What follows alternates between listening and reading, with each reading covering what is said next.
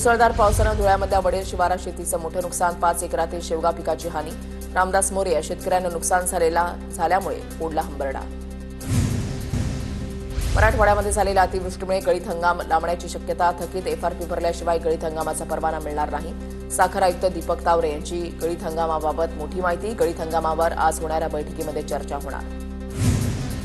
राज्यामधल्या पूरस्थितीबाबत supreme कोर्टाचे वकील राजसाहेब पाटील यांचं पंतप्रधान मोदींना पत्र, पूरस्थिती लक्षात घेऊन केंद्र सरकारनं मदत करावी, कर्ज वसुली करणाऱ्या बँकांना थांबवण्याचे आदेश द्यावेत, राज पाटलांची पत्रातून मोदींकडे मागणी।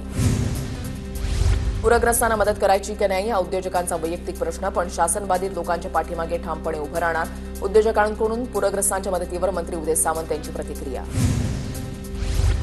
बीडच्या साळेगावमध्ये पूरग्रस्तांसह परराज्यातील शेतमजुरांना किराणा किटचं वाटप, गहू तांदूळासह इतर खाद्यपदार्थ आणि ताडपत्रीचं तहसीलदार राकेश गिट्टे यांच्या उपस्थितीमध्ये वाटप।